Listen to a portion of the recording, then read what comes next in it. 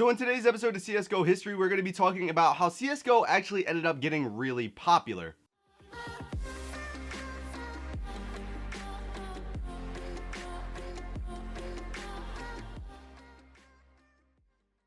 So back when CSGO actually initially released, it wasn't a very popular game. CSGO was just kind of that game that Valve put out. It wasn't really that good, and there were a lot of things lacking in the game that people thought should have been in the game. Originally in the game, there actually wasn't even a competitive mode, so you were doing what you had to do in other previous Counter-Strikes and play with random people. So if you were new to the game, it was kind of hard to get into because you were going to get absolutely raped by the people who knew what they were doing. There was no system there to filter out who was good and who was bad and who should play with one another. So imagine Smurfs on steroids, pretty much.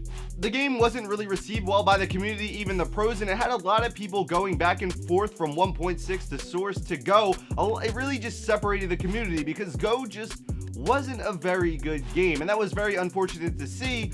And it's really just not the game that we're seeing today. If you go back and you try to play the older version of Counter-Strike, you will see a lot of differences and a lot of improvements that have been made in the future game. If we're going to look at a turning point when CSGO ended up getting a little bit popular, we're going to have to look at the arms deal update, I believe. That is when competitive was added to the game. That is when skins were added to the game, and it just generated a lot of hype around the game, and it brought in a lot more players because a lot of people were interested in skins, they were interested in the new competitive mode, and it just brought life into an already dying game. And that's when you had streamers like Summit1G getting big, MoTV getting big, because they were playing CSGO at the time, but it just wasn't very popular. And when these updates came out, the game started getting more and more popular on Twitch and more popular on YouTube. I think in this day and age with games media, I think YouTubers and Twitch streamers have a lot to do with games popularity. If you look at the games on Twitch, a lot of the ones at the top being played by your big favorite streamers are normally the ones that get popular. That's why we see a lot of companies sending their games and sending early review copies to these YouTubers, because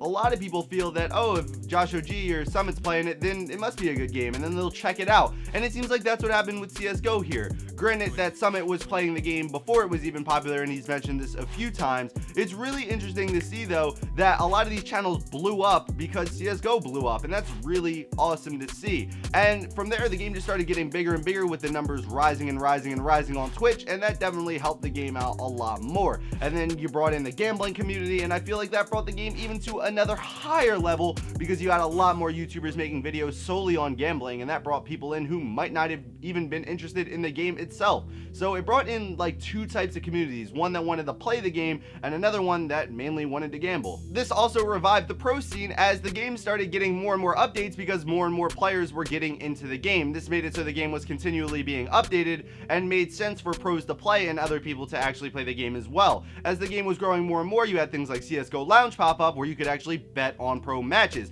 And I know that's why a lot of people watch a lot of pro matches. Even a lot of the lower tier ones they'll watch because they have maybe like 10 or 20 bucks in skins on it. It just incentivizes people to watch the pro scene, and it was something that was really good for the CSGO community at the time. It absolutely grew esports, and it made CSGO a bigger and bigger game. And you know what? I like CSGO Lounge a lot, and it's very disappointing to kind of see what happened to the site, but at the time, CSGO Lounge was really great, and it did help the community out a lot, and it's definitely one of the reasons that CSGO got so popular. I remember personally when I first started playing CSGO, I bought the game actually a day after it came out because I was playing Source, and I really only played Source for Gun Game. And when I saw Gun Game was actually introduced in the main game in CSGO, I was like, oh, that's really fucking cool. I'm gonna check out CSGO. So when I checked out CSGO, I didn't really like it. I didn't think it was that good of a game, and I ended up stopped playing it after about maybe like a few months. I didn't even really play the game too competitively because I was fucking garbage. But that besides the point, I went back and I started seeing the game getting more and more popular on Twitch, and I saw it all the way like at the very top of Twitch one day, and I checked it out, and I actually found Summit that way. I saw his stream and he was playing CSGO, and I saw that there were skins added, and I was like, oh shit, this actually looks cool. I saw there were ranks now, and I asked about that in the chat. Someone answered. I was like, oh shit. So I reinstalled the game. I started playing, and then around that time when I started playing some more, I started making videos on the game, and here we are today.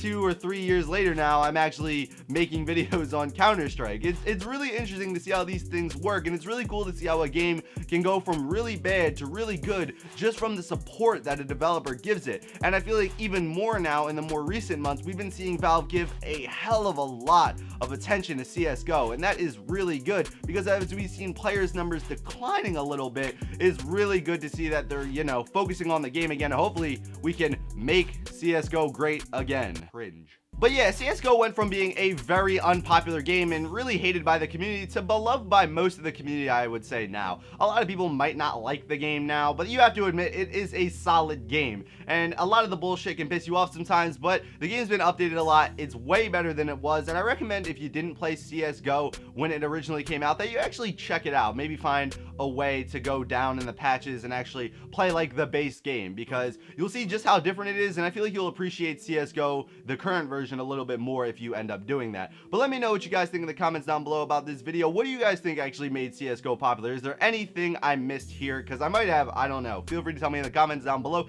And if you like this video, how about you hit that like button? And if you dislike this video for some odd reason, how about you hit that dislike button? And if you're new, how about you subscribe? But yeah, guys, this has been The Chosen One Inc. And as always, peace out.